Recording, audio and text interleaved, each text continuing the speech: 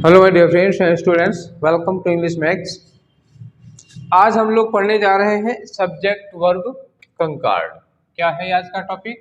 Subject and verb agreement या फिर subject and verb कंकॉर्ड, जो आपकी मर्जी हो गई है। एग्रीमेंट कंकॉर्ड दोनों एक दूसरे के सिनोनिम हैं। कंपटीशन के एग्जाम में ज्यादातर सब्जेक्ट वर्ब एग्रीमेंट बोला जाता है और एकेडमिक में सब्जेक्ट वर्ब कंकॉर्ड बोला जाता है। ठीक है, जनरली यही फर्क है दोनों में, वरना दोनों वर्ड एक दूसरे के सिनोनिम है। इसका आज हम लोग करने जा रहे हैं पार्ट 1। शुरुआत है आज हमारे सब्जेक्ट वर्ब एग्रीमेंट के टॉपिक की। इसके पहले हम लोगों ने पढ़ा वर्ब फॉर्म। क्या पढ़ा था? Verb form. हमने पहला टॉपिक ही उठाया है वर्ब का। पहले मैंने प्रेपोजिशन पढ़ाया, प्रेपोजिशन के बाद हमने वर्ब का टॉपिक उठाया था और वर्ब में एक एक करके मैंने बताया कि वर्ब फॉर्म पढ़ाया। अब हम पढ़ने जा रहे हैं सब्जेक्ट वर्ब एग्रीमेंट का टॉपिक। वर्ब फॉर्म पे 2 लेक्चर आपको मिल चुके हैं और 3 प्रैक्टिस सेट आपको दे चुका हूं। ठीक है, ये इतनी बात हो गई। सब्जेक्ट वर्ब एग्रीमेंट पर भी लेक्चर की संख्या कितनी होगी वो अभी मैं बता नहीं सकता कि कितने लेक्चर जाएंगे। हाँ, इसके प्रैक्टिस सेट जितने होंगे वो कितने होंगे? करीब 3 प्रैक्टिस सेट होंगे, तीनों मोड के प्रैक्टिस सेट होंगे। तो आज सब्जेक्ट वर्ब एग्रीमेंट की पहली क्लास है ये। ठीक है, अच्छा, पहली क्लास है तो हम थोड़ा इसके बारे में पहले ये चर्चा कर लें कि किन किन एग्जाम्स में पूछा जाता है और इसके मोड क्या है एग्जाम में पूछे जाने के। तो सबसे पहले आ जाते हैं हम लोग, बात करते हैं रेंज।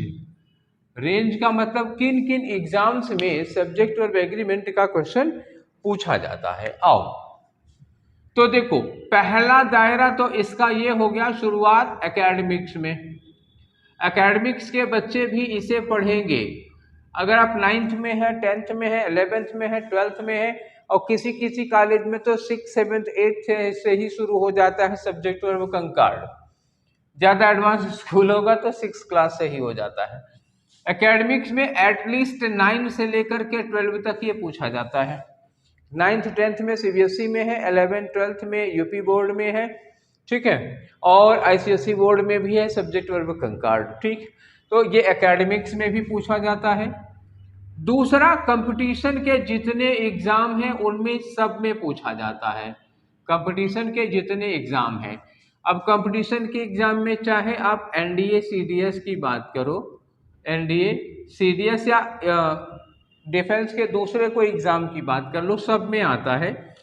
एनडीए सीडीएस हो गया, एसएससी के सारे एग्जाम्स, मतलब क्या सीजीएल, क्या सीएचएसएल, क्या एमटीएस, क्या सीपीओएसआई, ठीक है, क्या स्टेनोग्राफर, सारे के सारे एग्जाम्स में पूछा जाता है, एसएससी के सारे एग्जाम्स में।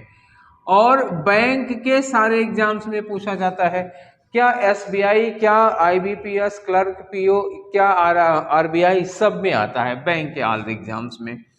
और जितने मैनेजमेंट के एग्जाम होते हैं, जैसे कैट हो गया एक्सेट्रा, कैट वगैरह के एग्जाम में भी ये क्वेश्चन, ये वाला सब्जेक्ट वर्ब एग्रीमेंट से क्वेश्चन आता है। इसके बाद जितने टीचिंग के पेपर हैं, टीचिंग के एग्जाम जितने भी हैं, अब टीचिंग एग्जाम में आप आ जाओ, टेट के एग्जाम्स में पूछा जाता है, सुपर टेट के एग्जाम्स में पूछा जाता है। ठीक है, और टीजीटी में भी पूछा जाता है, पीजीटी में पूछा जाता है, और जितने भी नेट जेआरएफ के एग्जाम हैं इनमें पूछा जाता है।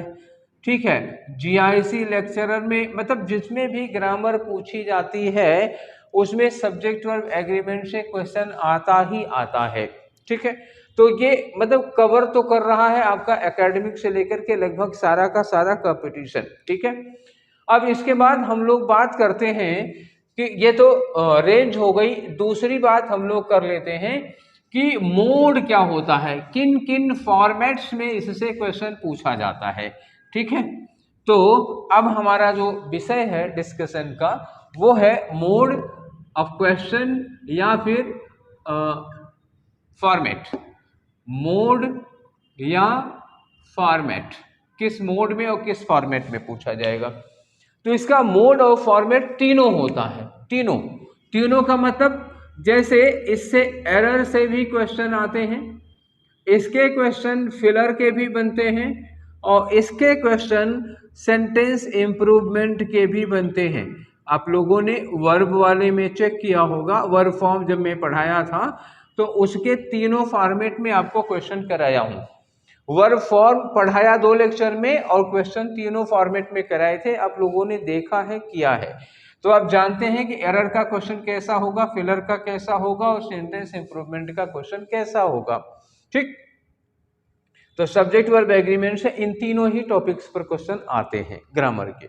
अब इसके बाद हम आगे बढ़ते हैं और देखते हैं कि सब्जेक्ट वर्ब एग्रीमेंट है क्या। ये बेसिक बातें हो गई, किन किन एग्जाम्स में पूछा जाता है और किस तरह के क्वेश्चन पूछे जाते हैं, तो क्वेश्चन के फॉर्मेट हो गए। अब बात करते हैं कि इसका बेसिक क्या है, what is the basic of subject verb agreement. ठीक, बेसिक की बात करो तो इसके 2 बेसिक हैं। बेसिक में केवल 2 चीजें हैं और कहा जाए तो सब्जेक्ट वर्ब एग्रीमेंट का जो कंसेप्ट है can be completed in 2 lines. 2 lines कौन सी हैं? वो 2 लाइन्स ये हैं कि singular subject is always followed by a singular verb. Singular subject is always followed by a singular verb. ठीक, ये singular subject is always followed by singular verb and a plural subject, a plural subject is always followed by a plural verb. ठीक, 2 बातें हो गई। बस 2 line में आपका पूरा का पूरा सब्जेक्ट वर्ब एग्रीमेंट कवर हो जाता है इन प्रिंसिपल, सिद्धांत के तौर पर, एज अ रूल बेसिक इसका यही है। अब इस बेसिक का जब खुलासा होगा तो ये भानुमति का पिटारा समझो, as like a Pandora box, मतलब प्रॉब्लम की जड़। समस्या ये होती है कि जैसे सिंगुलर वर्ब कौन सी होती है और प्लूरल वर्ब कौन सी होती है, this can be discussed with in 5 minutes. 5 minute में मैं आपको बता सकता हूं कि सिंगुलर वर्ब कौन होगी और प्लूरल वर्ब कौन होगी, और आपको कभी कंफ्यूजन नहीं होगा, खत्म हो जाएगा, 5 मिनट से ज्यादा नहीं लगेगा। कब सिंगुलर लगाते हैं सिंगुलर सब्जेक्ट के साथ, कब प्लूरल लगाते हैं प्लूरल सब्जेक्ट के साथ, ये बात 2 मिनट में खत्म हो गई।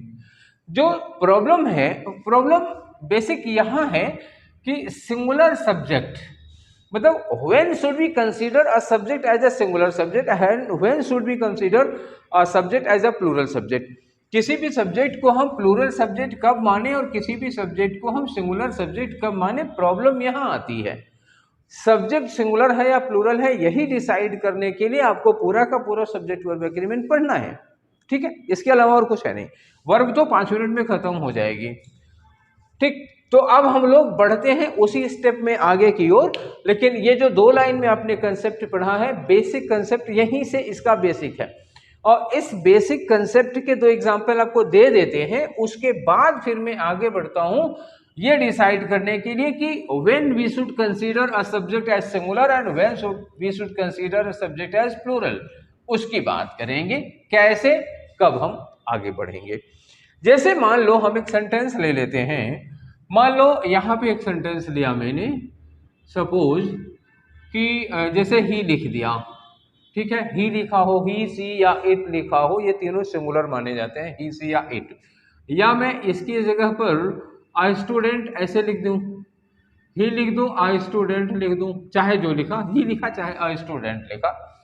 उसके बाद आप क्या यूज करोगे, हैज या have come to meet you, has या have come to meet you.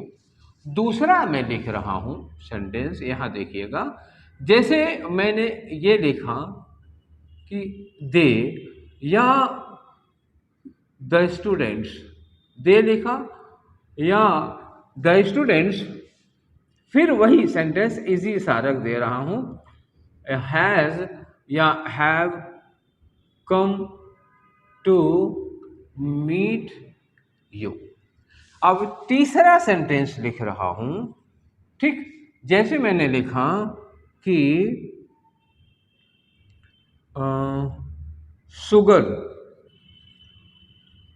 Sugar has या हैव बीन, हैज या have been added to your tea, ऐसे लिख दिया। ठीक, 3 सेंटेंस मैंने लिखा। अब 3 सेंटेंस में, ये तो बहुत बेसिक है, आपको लग रहा होगा कि इतना बचपना तो हम भी जानते हैं ना, इतनी बेसिक चीजें। ठीक है, मैं ये बेसिक है, इसी पर धीरे से मैं आगे बढ़ूंगा।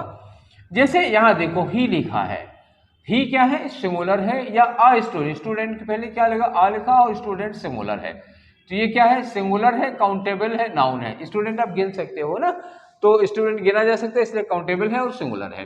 तो सिंगुलर काउंटेबल नाउन के लिए हम हैव नहीं हैज लगाते हैं, ये तो बहुत बचपन की बात हो गई, आप लोगों ने पढ़ा होगा। अगला आ जाओ दे में, तो दे का मतलब क्या हुआ कि जैसे हम बोलते हैं दे, तो इसका मतलब होता है कि वहां पे एक से ज्यादा लोग हैं, मोर देन वन। तो ही में एक ही हुआ, दे में एक से ज्यादा हो गए। या फिर हमने कह दिया द स्टूडेंट्स, स्टूडेंट्स में देखो यहाँ पे एस लगा हुआ है, इसका मतलब ये हो गया plural countable noun. Plural countable noun लगा है तो एक से ज्यादा लोग हैं, इसलिए हैव लगाना होगा। ठीक है, देख लिया, ये सिंगुलर सब्जेक्ट के साथ सिंगुलर वर्ब, ये प्लूरल सब्जेक्ट के साथ प्लूरल वर्ब हो गई। अब बात आती है तीसरे की, ये लिखा है शुगर। शुगर न तो सिंगुलर है न तो प्लूरल है। एक्चुअली सिंगुलर और प्लूरल तब होता है जब वो काउंट किया जा सकता है। कोई भी चीज जिसे आप काउंट कर सकते हैं वो 1 हो सकती है या 1 प्लस हो सकती है। जब 1 होगी तो सिंगुलर होगी, जब 1 प्लस होगी तो प्लूरल होगी। तो सिंगुलर और प्लूरल काउंटेबल में होता है। ठीक है, अब बात आई कि अनकाउंटेबल को क्या माना जाए। अनकाउंटेबल को मतलब वो चीजें जिसको हम गिन नहीं सकते हैं, जैसे शुगर, चीनी।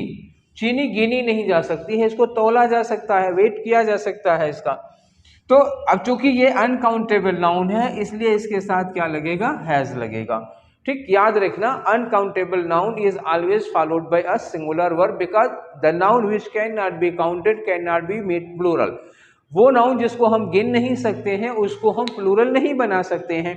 ठीक है, जैसे पानी है, तो पानी में 1 2 3 4 तो कर नहीं सकते, इसलिए पानी को हम क्या करेंगे, अनकाउंटेबल मानेंगे, और अनकाउंटेबल का प्लूरल नहीं होता।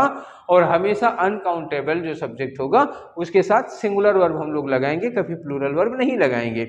अनकाउंटेबल नाउन चाहे जितनी ज्यादा मात्रा में, no matter how much quantity of uncountable noun is, it is always followed by a singular verb. चाहे 50 कुंटल चीनी हो, चाहे 50 टैंकर पानी हो, मतलब पानी चाहे जितना हो, उसके लिए हम सिंगुलर वर्ब हमेशा लगाएंगे। तो एक बात आप अपने दिमाग में डाल दीजिए कि जब भी अनकाउंटेबल नाउन के लिए वर्ब लगानी होगी तो हम सिंगुलर वर्ब ही लगाएंगे। ठीक है, ये बात क्लियर हो गई। तो ये इतनी एक बेसिक सी बात थी। अब इसके बाद हम लोग आगे बढ़ते हैं, तो ये है सब्जेक्ट वर्ब एग्रीमेंट का बेसिक, सिंगुलर सब्जेक्ट के साथ सिंगुलर वर्ब और प्लूरल सब्जेक्ट के साथ प्लूरल वर्ब। प्रॉब्लम अगर यही खत्म हो जाती तो इतने में ही सब्जेक्ट वर्ब एग्रीमेंट खत्म हो जाता, बट प्रॉब्लम यहाँ खत्म होती नहीं है। खत्म होती है कि कब हम सब्जेक्ट को सिंगुलर और प्लूरल माने। जैसे अनकाउंटेबल के साथ एक प्रॉब्लम थी कि उसको हम सिंगुलर माने या प्लूरल माने, तो ये कंसिडर किया जाता है कि जो अनकाउंटेबल नाउन होता है वो हमेशा सिंगुलर होता है, उसके साथ सिंगुलर वर्ब लगाई जाएगी। अच्छा, तो सब्जेक्ट का ही मेन मामला है, वो हम आगे चल के डिस्कशन में, लंबा डिस्कशन इस बात पर होगा कि सब्जेक्ट कब सिंगुलर होता है कब प्लूरल होता है। पूरा सब्जेक्ट वर्ब एग्रीमेंट इसी बात पर बेस्ड ही है कि कब हम सब्जेक्ट को सिंगुलर कब उसको प्लूरल मानते हैं। बात आती है वर्ब की कि हम वर्ब को कब सिंगुलर और प्लूरल मानते हैं।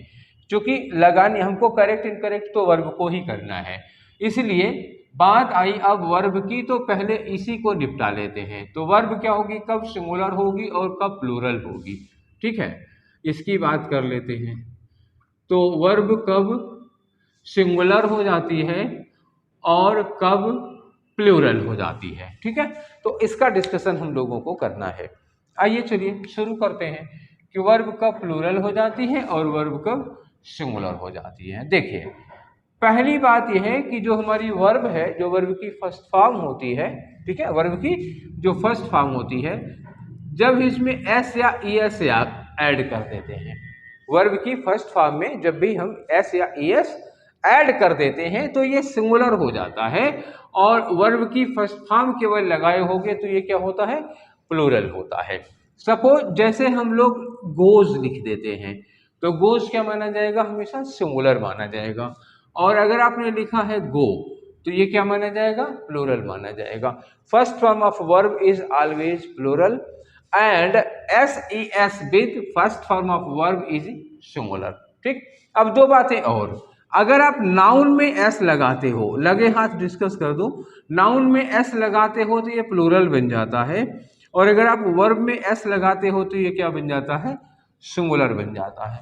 जैसे मान लीजिए कहीं एक वर्ड लिखा हो टीचर, टीचर में अगर आप एस लगा देते हो, टीचर्स कर देते हो तो क्या बन जाएगा, प्लूरल।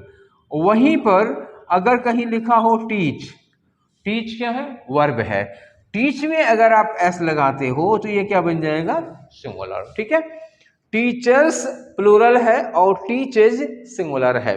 ठीक, क्योंकि टीच अगर हम करते हैं केवल टीच तो ये वर्ब की फर्स्ट फॉर्म होगी और ये प्लूरल हो जाती है, तो वर्ब में एस लगाने पे सिंगुलर हो जाएगा और नाउन में एस लगाने पर प्लूरल हो जाता है। ये बात आपको पता होगी, ऑलरेडी पता होगी, आई नो यू नो। ठीक है, मुझे पता है कि आप लोग जानते हैं इस बारे में, पर मैं एक बार आपको रिवाइज करा दे रहा था कि एस लगाने का वर्ब और नाउन में डिफरेंट इफेक्ट होता है, एक दूसरे के जस्ट अपोजिट इफेक्ट होता है। दूसरी बात, इसी का काउंटर पार्ट है दूसरा वाला, जैसे हम कहें डज क्या होगा, तो जैसे गोज होगा वैसे डज होगा। एक्चुअली ये डू में ES ही तो लगा हुआ है, दैट मीन्स कि ये सिंगुलर होगा, और ये डू हुआ तो ये डू वर्ब की फर्स्ट फॉर्म हो गई, तो जाहिर सी बात है प्लूरल हुआ। ठीक, ये इसी का पार्ट है, अलग से उसको ना समझो। अब बात आई इज की, तो इज सिंगुलर होता है और आर क्या होता है, प्लूरल होता है, हमेशा आर क्या होगा, प्लूरल होगा। चौथे नंबर पे आ जाओ तो हम बात कर लेते हैं वाज की। वाज सिंगुलर होता है और वर क्या होता है, हमेशा प्लूरल होता है। अब पांचवा क्या हो गया, हैज की बात कर लो, तो हैज क्या होगी, हमेशा सिंगुलर होगी, और हैव क्या होगी, हमेशा प्लूरल होगी। तो ये होते हैं, आपको ये 5 ही वर्ब पढ़नी है। सब्जेक्ट वर्ब एग्रीमेंट में जो भी क्वेश्चन आएंगे वो केवल इन्हीं 5 वर्ब पे होंगे, ये 5 वर्ब लगी होगी।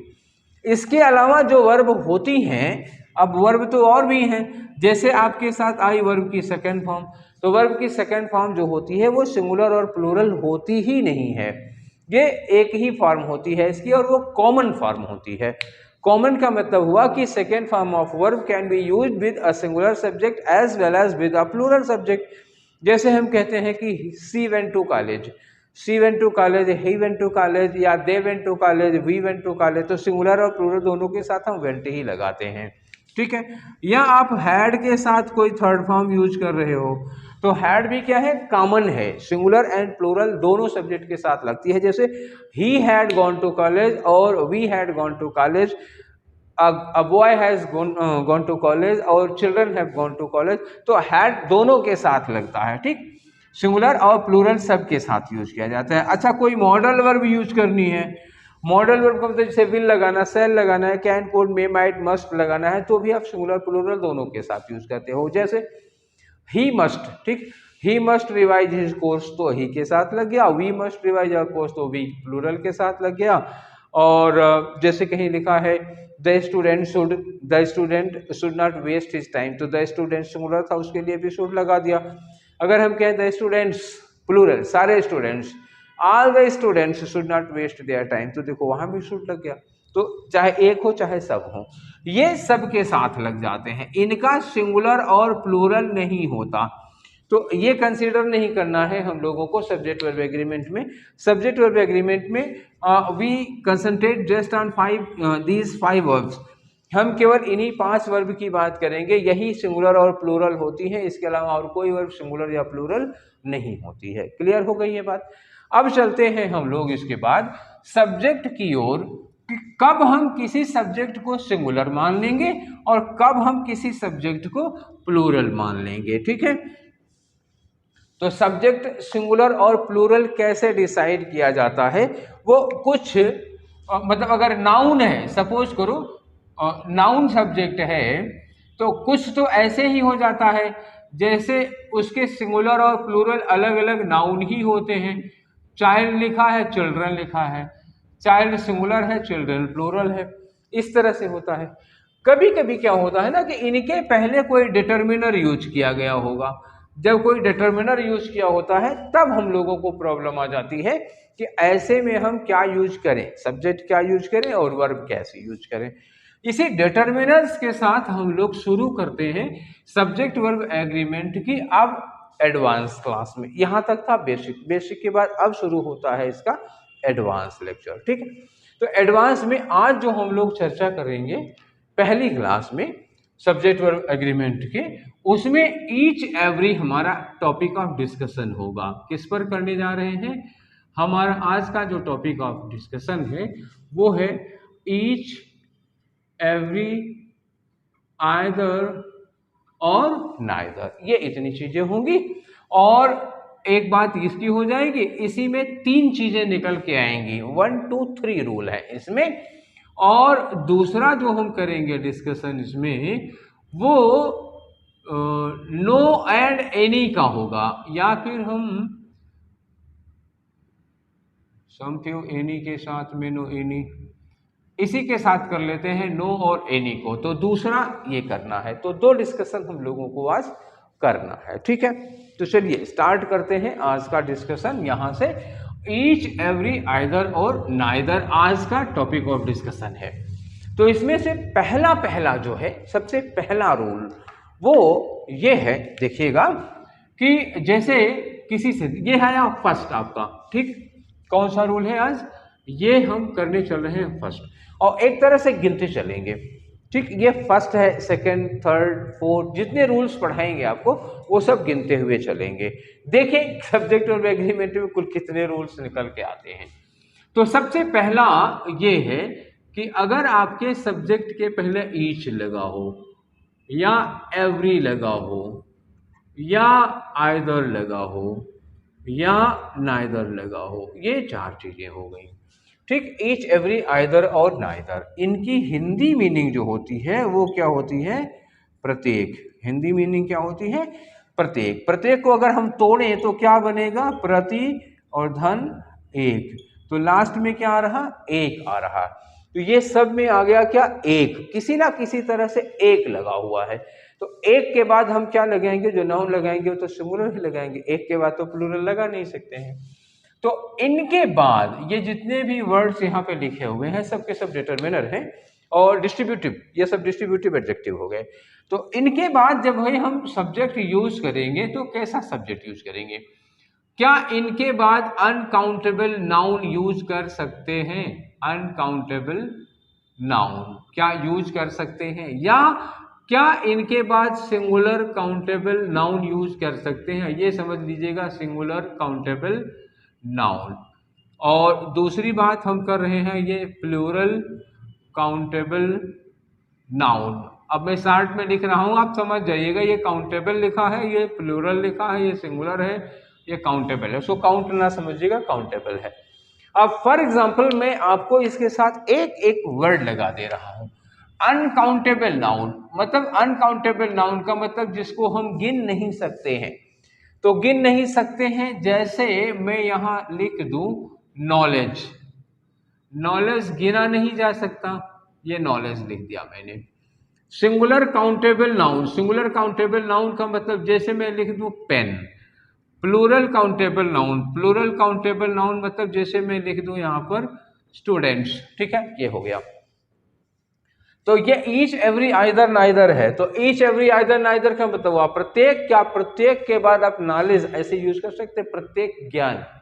हिंदी में जरा लगा के देखिए, प्रत्येक ज्ञान, ना ना ना, ज्ञान गिना नहीं जा सकता, ज्ञान काउंटेबल नहीं है, तो इसके पहले हम प्रत्येक नहीं लगा सकते हैं। तो इसका मतलब ये हुआ कि हम ईच एवरी आइदर नाइदर के साथ अनकाउंटेबल का यूज नहीं कर सकते, मतलब ईच नॉलेज या एवरी नॉलेज नहीं लगा सकते हो। बात आई सिंगुलर काउंटेबल नाउन की, जैसे पेन हो गई, प्रत्येक पेन, हाँ ठीक है, प्रत्येक पेन ये तो सही है।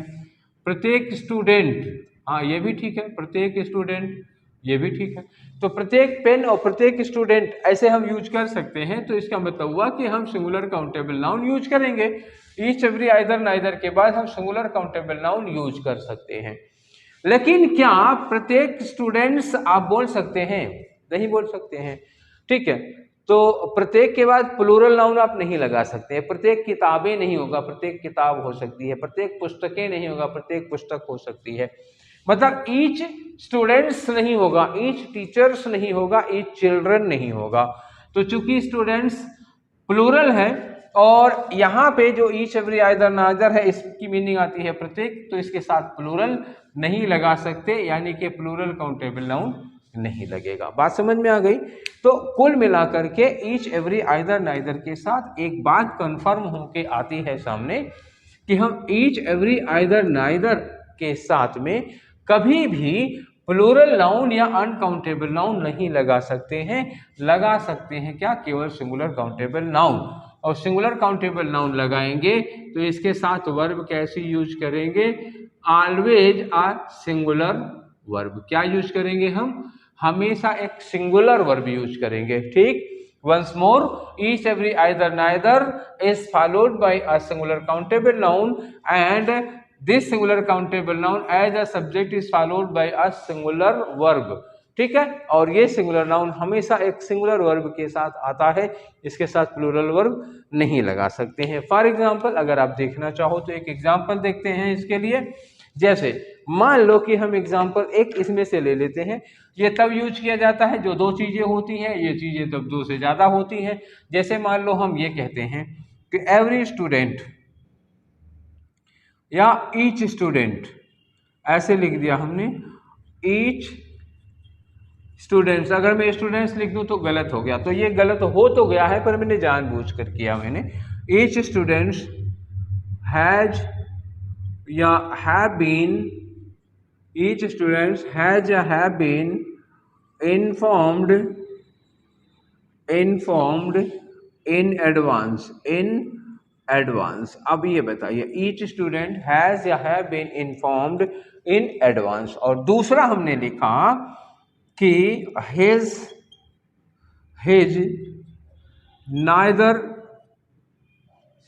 नाइदर स्पेलिंग गलत हो गई, एक मिनट रुकिए। हाँ ठीक, NEITHER, हिज नाइदर किडनी, जरा गलत लिख देता हूं, ठीक है, एज या आर फंक्शनिंग वेल, ये लिखा सेंटेंस हमने। ठीक, अब आ जाइए आप अपने क्वेश्चन पे। ये रहा वन, ये रहा टू। अब इसमें हम क्या करेंगे, कैसे पता लगाएंगे? सबसे पहले देखो स्टूडेंट्स के पहले क्या लिखा है? ईच लिखा है। अगर स्टूडेंट्स के पहले ईच लिखा है तो ये स्टूडेंट्स नहीं होगा, गलत हो गया, ये स्टूडेंट्स नहीं होगा। और इसके साथ प्लूरल वर्ब नहीं, क्या लगेगी? सिंगुलर वर्ब लगेगी, ईच स्टूडेंट होगा।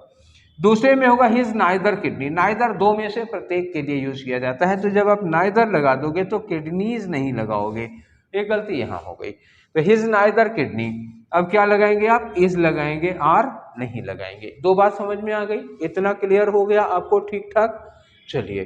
तो ये ईच का पहला रूल था हम लोगों का, पहला जो हम लोगों ने पढ़ा। एक बार समराइज कर लेते हैं। Each every either and neither, इसके साथ हम हमेशा सिंगुलर काउंटेबल नाउन लगाते हैं, इसके साथ अनकाउंटेबल या प्लूरल नाउन नहीं लगा सकते हैं। तो इनके बाद चूंकि सिंगुलर काउंटेबल नाउन लग सकता है, इसलिए जब इसके बाद वर्ब लगानी होगी तो हम हमेशा सिंगुलर वर्ब लगाएंगे। फॉर एग्जाम्पल नीचे दो सेंटेंस आपको दिए हुए हैं। अब हम बढ़ते हैं इसके अगले स्टेप पे। जरा यहाँ ध्यान रखना कि ईच के बाद कैसे लगा है ईच। देखो ईच स्टूडेंट, स्टूडेंट के बाद तुरंत ईच लगा हुआ, तुरंत साथ साथ में लगा है, बीच में कोई चीज नहीं आई है। ठीक, अच्छा, अब जो दूसरा वाला पैटर्न है इस पर बात करते हैं हम लोग। ठीक है, अब ये है हमारा आज का रूल नंबर 2। ऐसे करके डेली डेली हम लोग गिनते चलेंगे और फाइनली ये आप लोगों को बताना होगा कि कुल कितने रूल्स हो गए। तो एक ये हो गया।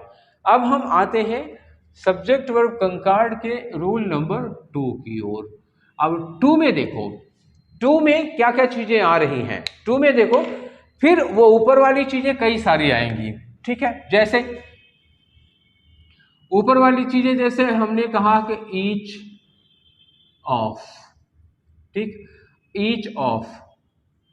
अब हम कहें एवरी ऑफ, ठीक, तो बेटा एवरी ऑफ नहीं हो सकता, याद रखना, कभी एवरी ऑफ नहीं हो सकता। क्या होता है ये होगा हमेशा एवरी वन ऑफ। ठीक, कभी भी एवरी ऑफ नहीं लगाना। If you see anywhere used every of, तो एरर इज देयर, यही गलती हो जाएगी अगर एवरी ऑफ लगा दिया तो। ठीक है, each of, every one of, either of, पहले वो जो अभी थोड़ी देर पहले हम लोगों ने पढ़ा था वही लिख लेते हैं, आइदर ऑफ और नाइदर ऑफ। ठीक, ये इनकी बात हो गई।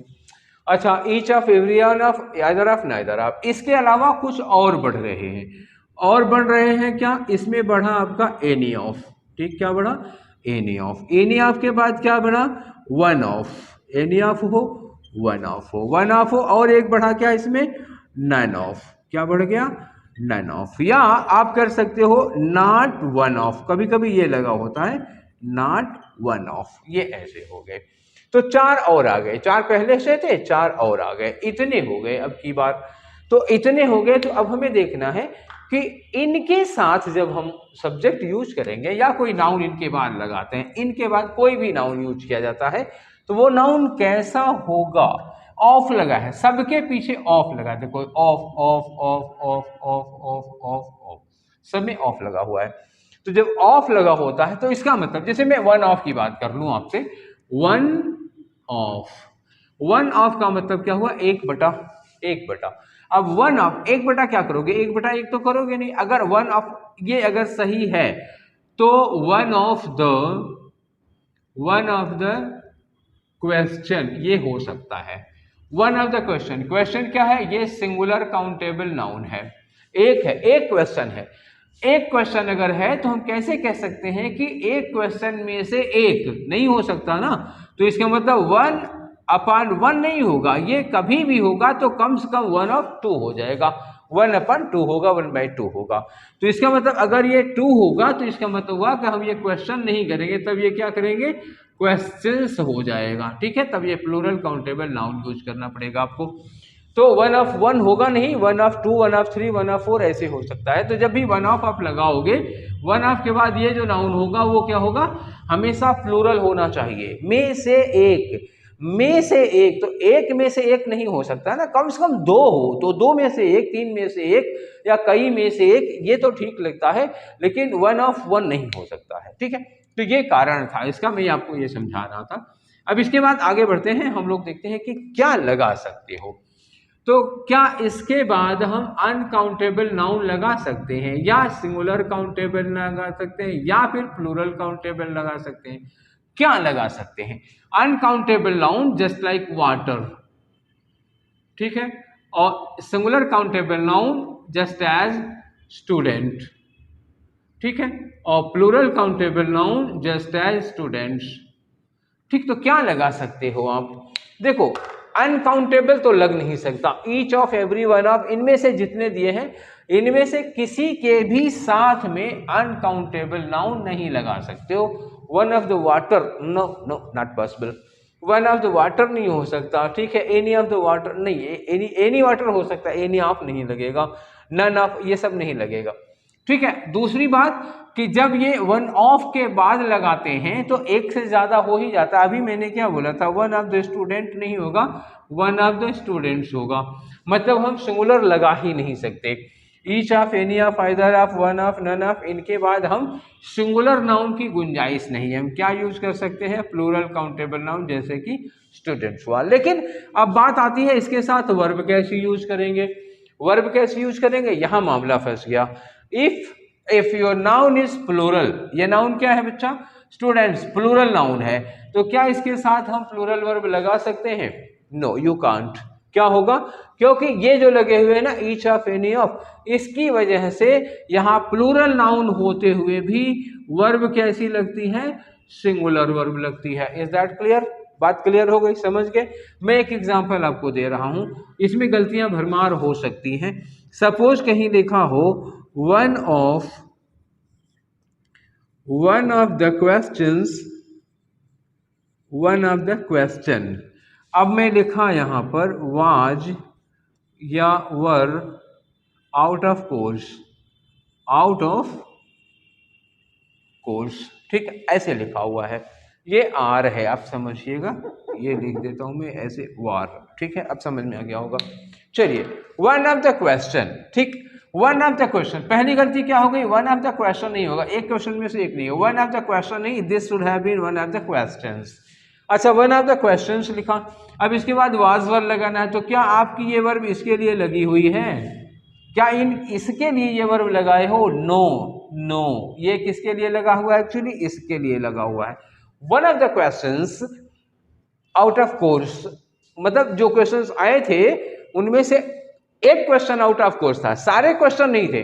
अगर इसके लिए लगा दोगे तो इसका मतलब हुआ कि सारे क्वेश्चन आउट ऑफ कोर्स थे, जबकि मान लो 20 क्वेश्चन थे तो 20 में से एक आउट ऑफ कोर्स था, तो वर्ब किसके लिए लगाओगे, सारे क्वेश्चंस के लिए नहीं, वर्ब किसके लिए लगाओगे, वो वन क्वेश्चन जो आउट ऑफ कोर्स था इसके लिए। The subject of your verb is one, not questions, ठीक है। तो ये सब्जेक्ट है, ये क्वेश्चन सब्जेक्ट नहीं है, इसलिए वन के लिए जब आप वर्ब लगाओगे तो क्या लगाओगे, आप वाज लगाओगे, वर्ब नहीं लगाओगे। This is the reason why singular verb is used in such cases. ऐसी केसेज में सिंगुलर वर्ब क्यों यूज की जाती है, इसका कारण यही है, इसी वजह से, ठीक है। चलिए, ये एम्बुलेंस कहाँ जा रही है, चलिए, तो ये बात आपको समझ में आ गई होगी। इस पर मैं आपको एक दो क्वेश्चन देता हूं, ठीक है, और एक दो क्वेश्चन देने के बाद फिर आगे बढ़ते हैं तीसरे कॉम्प्लिकेटेड रूल पर इसके, और उसमें भी ईच आपको इंटरफेयर करेगा, तो दो हो गया। एक आध क्वेश्चन और देख लेते हैं इसमें। जैसे मान लो कहीं ऐसे लिखा हो कि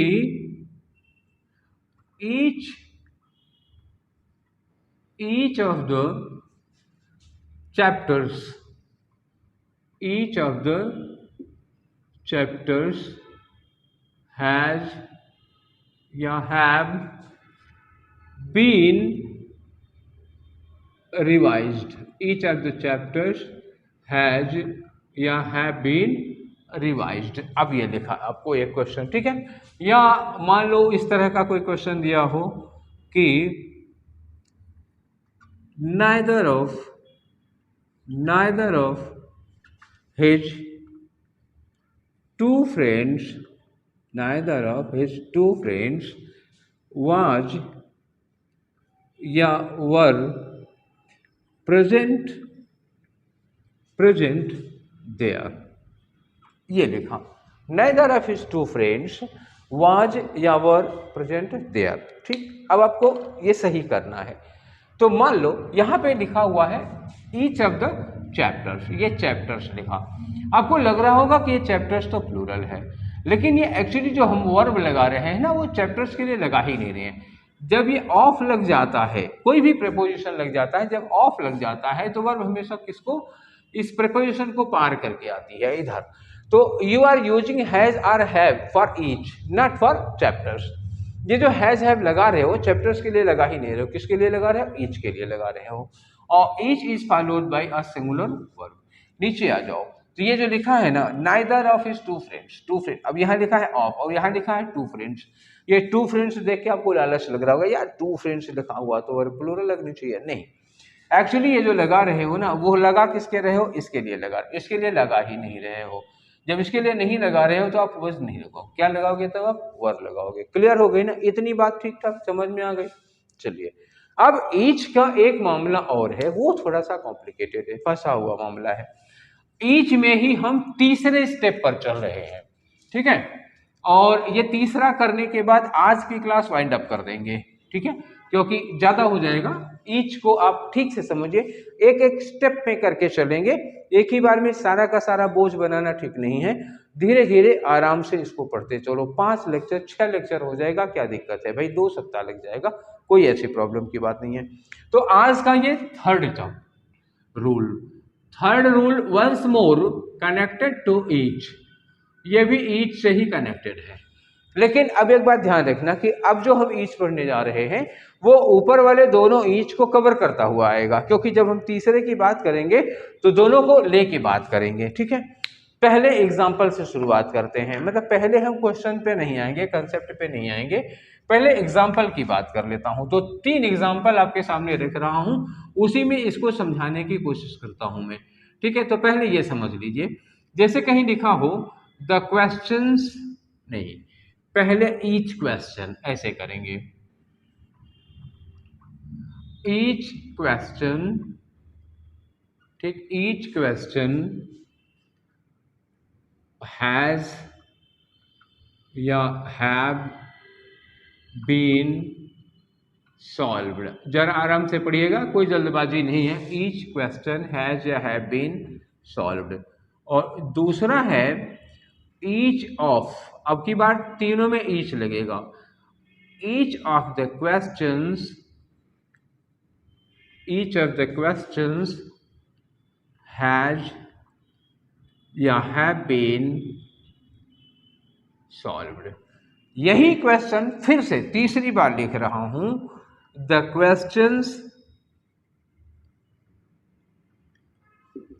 क्वेश्चंस ईच हैज या हैव बीन सॉल्व्ड। ठीक, मामला एक्चुअली यहां है, टेढ़ा यहां है। तो पहले इसको कंसेप्ट में समझने की कोशिश करो, फिर मैं आगे बढ़ाऊंगा इसके रूल को। पहले देखो, पहला वाला क्वेश्चन है, मैं ईच अंडरलाइन करो। ईच कहां लिखा है? क्वेश्चन के पहले। क्वेश्चन क्या है? सिंगुलर काउंटेबल नाउन, इसके पहले क्या लगा? ईच। तो हमारा पहला रूल यही था कि जब सिंगुलर काउंटेबल नाउन के पहले ईच लगा हो तो हम वर्ब क्या लगाते हैं? सिंगुलर लगाते हैं, हैज लगा। दूसरे में ईच ऑफ लगा हुआ है। ईच ऑफ के बाद ये क्या लगा है? Plural countable noun. ये हमारा दूसरा रूल था। दूसरे में हमने कहा था each of, any of, either of, neither of, इसके बाद प्लूरल नाउन लगता है, लेकिन वर्ब कैसी लगती है? सिंगुलर लगती है। क्लियर? दो बातें हो गई। तीसरा क्या है? द क्वेश्चंस लिखा है, पहले ही आपको प्लूरल काउंटेबल नाउन मिल रहा, द क्वेश्चंस। ठीक, द क्वेश्चंस के बाद में ईच मिला। अब अगर मैं ईच को ऐसे कर दूं तो आपको इसकी लोकेशन समझ में आ जाएगी। ठीक, कहाँ पे है? इसमें ईच के पहले और इसमें क्वेश्चंस के पहले, यहाँ क्वेश्चन के पहले, यहाँ पर क्वेश्चंस के बाद में ही। इस बार कहाँ है इसकी पोजीशन? बाद में। इन दोनों में कहाँ थी? पहले थी। फर्क आया कुछ कि नहीं आया? इन दोनों में ईच जो है अपने नाउन के पहले लगा हुआ है और इस वाले में कहाँ लगा है? अपने नाउन के बाद में लगा हुआ है। और नाउन कैसा है? प्लूरल नाउन है। तो ऐसे में हम वर्ब क्या यूज करेंगे? Have. This is the point I wanted to tell you. यही बात है जो मैं आपको समझाना चाह रहा था, आपको बताना चाह रहा था, जिसके लिए मैं इतनी लंबी सी भूमिका बांध रहा था। क्या डिफरेंस है इन तीनों सेंटेंसेज में? ठीक है, फोकस वंस मोर। एक बार फिर आप इस बात पर फोकस करिए, क्या डिफरेंस है आखिर दोनों में? यहाँ पे ईच, सिंगुलर नाउन के पहले ईच लगा है, वर्ब सिंगुलर लगी। यहाँ पे प्लूरल नाउन के पहले ईच ऑफ लगा हुआ है, तभी वर्ब सिंगुलर लगी। और जब प्लूरल नाउन के बाद में ईच लगा हुआ है तब क्या लगी? वर्ब। तब वर्ब लगी प्लूरल, ना कि सिंगुलर। बस इस वाले पर ध्यान रखना। तीसरा वाला थोड़ा ज्यादा इंपॉर्टेंट है, क्योंकि अगर इस तरह का क्वेश्चन आ गया तो आप गलत कर सकते हो। मुझे ऐसा डर लग रहा है, ऐसी आशंका मुझे है। तो इसको कंक्लूड करते हैं, हम लोग कंक्लूड करते हैं। जैसे एक या दो कहो तो एग्जाम्पल और दे देता हूं मैं ईच को लेकर के। हाँ ठीक है, ईच को लेकर के एक दो एग्जाम्पल और दे देता हूं तो बात क्लियर हो जाती है। जैसे कहीं लिखा हो कि we each, we each, is या आर रेडी। या कहीं लिखा हो ईच ऑफ अस इज या आर रेडी। बोलो क्या होना चाहिए? तो यहां पर होना चाहिए वी ईच के मामले में, जो वी के बाद, देखो ये प्लूरल है ना, प्लूरल के बाद लगाओगे सही है, बस करना क्या होगा? आर लगेगा। और ईच ऑफ अस यहाँ पे पहले आ गया है, ईच ऑफ, अब की बार क्या लगेगा? इज लगेगा। दोनों सेंटेंस क्या है? मीनिंग सेम है, वी ईच आर रेडी या each of us are ready. Sentence दोनों के दोनों ग्रामेटिकली एकदम से करेक्ट हैं। ठीक, ये बात समझ गए। अब हमको फाइनली जो कंक्लूजन निकालना था, फाइनल कंक्लूजन ये है कि ईच के यूज को लेकर के आप ऐसे समझ लो कि ईच के बाद पहला कंक्लूजन ये है कि each plus singular countable noun, दूसरा है each of plus plural countable noun, और तीसरा है प्लूरल नाउन या प्रोनाउन, प्लूरल नाउन या प्रोनाउन प्लस ईच। इनके साथ कैसी वर्ब हमें लगानी है। तो इन फर्स्ट केस ईच के साथ सिंगुलर काउंटेबल नाउन, इसके साथ वर्ब कैसी लगेगी, सिंगुलर। ईच ऑफ के साथ प्लूरल काउंटेबल नाउन, यहाँ भी वर्ब कैसी लगेगी, सिंगुलर। और प्लूरल नाउन या प्रोनाउन के बाद जब ईच लगता है तो वर्ब कैसी लगती है, प्लूरल। ये था हमारा फाइनल कंक्लूजन। ठीक है, कंक्लूजन फाइनल ही होता है, कंक्लूजन के पहले फाइनल नहीं लगाना चाहिए। तो ये था हमारा कंक्लूजन। अब लगे हाथ एक गलती और हम लोग ठीक कर लेते हैं। जैसे कहीं लिखा हो ही ईच, ठीक है, ही ईच, तो ही नहीं लग सकता, क्या लगेगा यहाँ पर, दे। मैंने कहा था जब ईच बाद में लगा होगा तो सिंगुलर के साथ कभी नहीं आएगा, हमेशा प्लूरल के साथ आएगा। जैसे कहीं लिखा हो the student each, the student each, तो ये गलत हो जाएगा। या तो ईच स्टूडेंट कहो या तो द स्टूडेंट्स ईच कहो। ईच बाद में लगाना है तो इसको प्लूरल करना पड़ेगा। ठीक है, और वर्ब इसके साथ कैसी लगानी है हमको, सिंगुलर प्लूरल, कब कौन सी लगानी है, ये हमने आपके सामने डिस्कस कर दिया। तो ये था आज का हमारा पहला लेक्चर। अब मैं इस लेक्चर को यहीं पर वाइंड अप करूंगा। पूछो क्यों? इसलिए करूंगा कि आज के लेक्चर में आज थोड़ा लंबा हो गया। शुरू में हमने डिस्कस किया कि सब्जेक्ट वर्ब एग्रीमेंट कहाँ कहाँ पूछा जाता है। फिर दूसरा हमने डिस्कस किया कि ये किन किन एग्जाम्स में पूछा जाता है, ठीक है, इसके रेंज क्या है। फिर तीसरे पे हमने डिस्कस किया कि सब्जेक्ट वर्ब एग्रीमेंट होता क्या है, वर्ब कब सिंगुलर होती है, कब प्लूरल होती है, और इसके कुछ बेसिक रूल्स हो जाते हैं कि नाउन कब प्लूरल या सिंगुलर माना जाता है। तो वो हमने आज डिस्कस किया। एक चीज हो गई है, अभी इसमें कई सारी चीजें इसी तरह की, जैसे आज हम लोग ईच को पढ़ रहे थे या और इसके साथ पढ़े, तो इसी तरह से आगे भी और भी कॉम्प्लिकेटेड और इसी तरह की चीजें हैं जो एग्जाम में अक्सर आप लोगों को कंफ्यूज कर देती हैं। वो मैं एक एक करके धीरे धीरे सबको बहुत आराम से निपटाऊंगा, कोई जल्दबाजी नहीं, आराम से निपटाएंगे, सारे के सारे रूल्स खत्म हो जाएंगे। उसके बाद सब्जेक्ट वर्ब एग्रीमेंट पे आपको कोई कंफ्यूजन नहीं रह जाएगा, इट्स माई गारंटी। बट यही है शर्त कि आप अगर ठीक से पढ़ रहे होंगे तो, ठीक है। तो ये सेशन आप लोगों को कैसा लगा सब्जेक्ट वर्ब एग्रीमेंट का, इस पर आप लोग अपनी राय हमें ज़रूर दिएगा। I will wait for your comments. और फिर मिलेंगे हम लोग कल क्लास 2 में, दूसरी वाली क्लास में सब्जेक्ट वर्ब एग्रीमेंट को आगे बढ़ाते हुए। तो कल वाली क्लास में मुलाकात होगी। Till then take care, thank you.